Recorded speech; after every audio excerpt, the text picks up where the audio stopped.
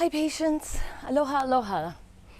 I'm looking forward to just going over a couple concepts. This is really difficult. I've been studying the body, gosh, almost 30 years now. Sounds kind of crazy, but it's amazing every 10 years how much we change our mind and all the things that change. I just want to go over TRXs today and just give a good shout out to my trainer, Ren. You know, we have personal trainers at the gym that we created it just for the health of it so that you guys have an opportunity when you start working out to not have to worry about injuries because you're just kind of doing something. You're not sure if it's right for you or not. So custom adjustments are better and they work more efficiently because you're getting what you actually need. And it is exactly the same with exercise, right? If you get a proper assessment and actually figure out what's weak or what's not working together, because sometimes your muscles actually work, but they just won't fire together. They're firing separate. Right? It's a lot like your kids getting along and playing together or just being wild. So you don't want your systems in your body just wild because you dealt with an injury, toughed it out, and now they kind of work separate. Because you lose a lot of power. And it's no big deal right now, but when you really need it in the future, when you're trying to get back to something and it's too late because it's been years and years and years, people get really frustrated. And they get a new injury and they end up in my office and I don't have a time machine. I can't go back and undo that.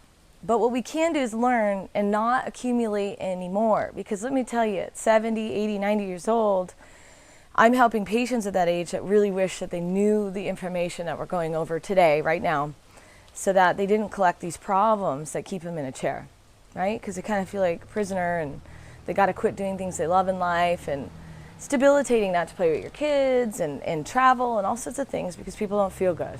So this is very important.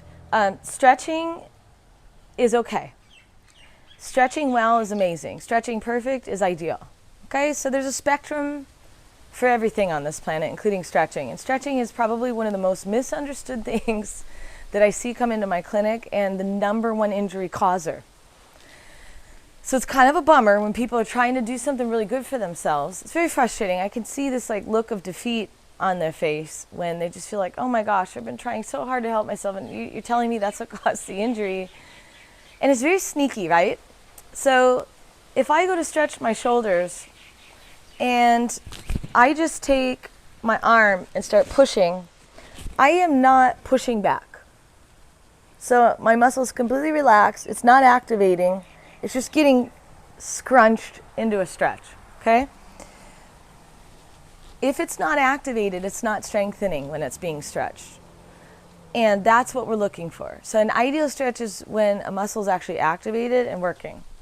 So if I do the same stretch, right now I'm getting my tricep, okay?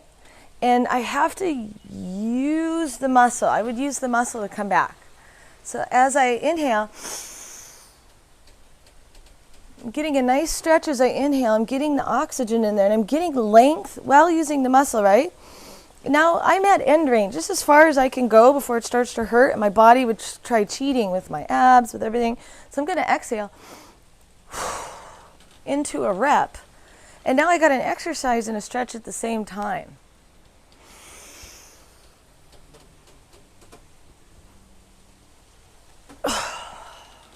So I'm getting a stretch and a workout in at the same time. Imagine you would have to stretch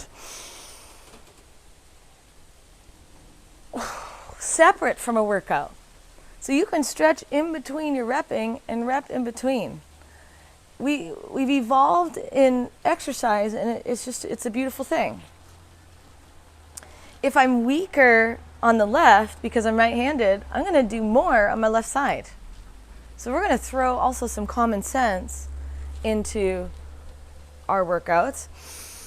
Now, I forgot to tell you, my head, my shoulders, my core, I'm not breathing through here. I'm not going and doing this slouch, right? I'm keeping my shoulders back, keeping that down as I inhale. Getting a nice stretch on the triceps, keeping my breath here, keeping myself lined up. Some people might have to push their head back if their chin's out. We can't have any chin out. Okay?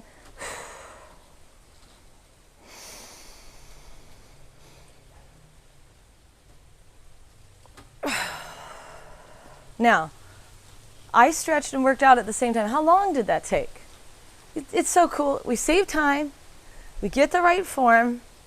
We understand the ideal stretching instead of the non-ideal and the worst kind of stretching, inactivated.